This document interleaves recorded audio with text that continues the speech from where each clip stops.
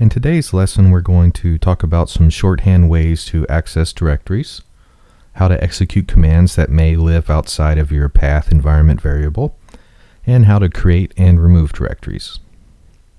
Directories are just containers for other files and directories. In a previous lesson, we've already covered how directories provide a tree-like structure for the file system. Directories can be accessed by their name, a full path, or a couple of shortcuts that we're going to go over next. When working on Linux systems, a period is often referred to as dot. This is no different than google.com instead of google.com. So in Linux, a single dot represents this directory, the current directory. Two dots represent the parent directory. You can think of the parent directory as being the directory above your current directory. The cd command provides a shortcut as well. If you type in cd space dash enter, then you'll be placed into your previous directory. The directory separator in Linux is the /. So you can think of directories as ending in /, and often this is understood. For example, if you cd into /home/jason, that's the same thing as running cd/home/jason/. Using directory shortcuts can make navigation easier, so let's look at a couple examples.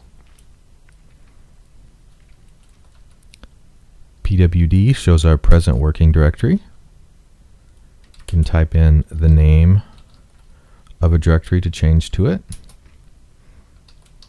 It shows that we are in that directory. cd ... is go to the parent directory. Let's run that again, cd ... that takes us to /home. And you can end directories with a /. So cdjason is the same as cdjason/. See what happens when we type cd space dot. So the dot didn't take us anywhere because dot represents this directory. Let's do this one more time. cd ... takes us to the directory above. And we can also specify a full path. For instance, cd/home/jason or cd/home/jason/.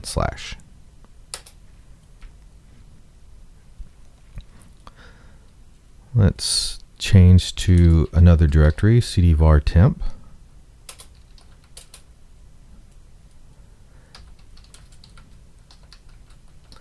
Old pwd, this environment variable holds the directory that you were previously in.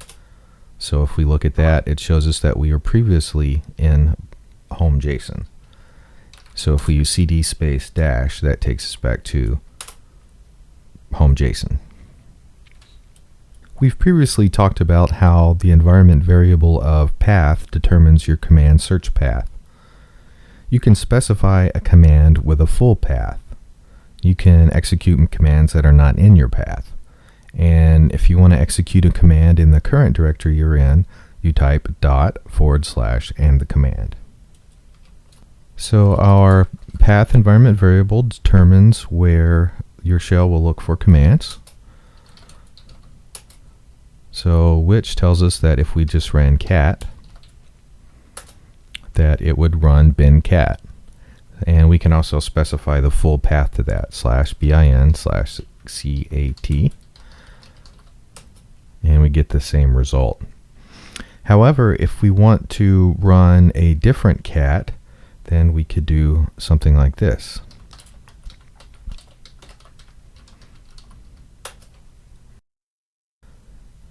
Again, that cat will not be executed because home.jason my-cat is not in the path environment. It's not in my command search path.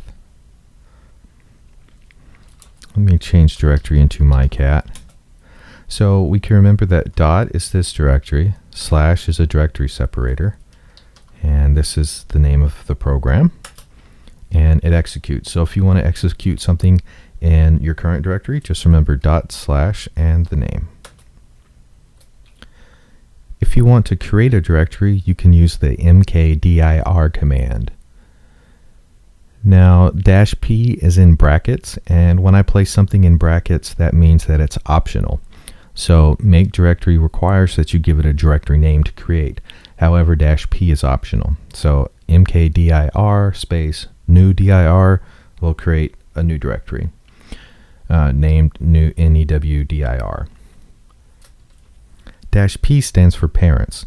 So if we want to create a directory structure that is more than just one directory deep, we need to specify -p so that it will create the parent directories. For example, we could use make dir space -p space 1/2/3. That would create 3 directories with one command.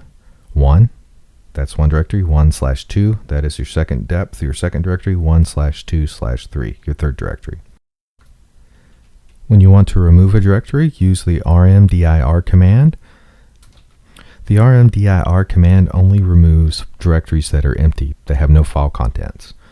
So if you have a directory that you want to remove it and all the files, you need to use rm-rf, that directory name. And that recursively deletes everything in that directory and below that directory. One important thing to note when you're working at the command line in Linux, there is no undo. There is no trash can that you can go and retrieve a file that you've deleted. When you delete something, it's gone. When you recursively delete something, all of those files and directories that you recursively deleted are gone. You can't get them back. So just be careful when you're using rm-rf. Let's create a directory. Let's try this again.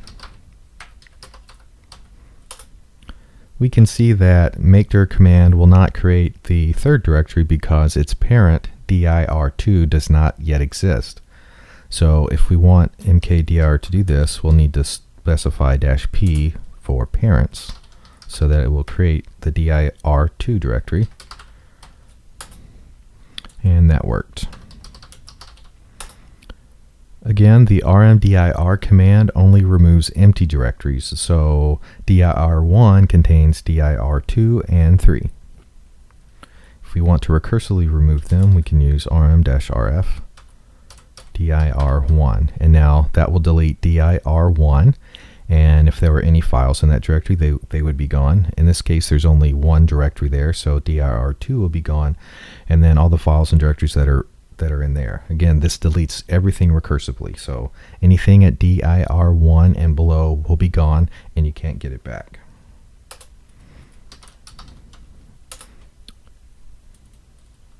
Today we've talked about some directory shortcuts, how dot represents this directory and dot represents a parent directory, how cd space dash will take you to the previous directory that you were in. We talked about how to execute commands that may not live in your search path.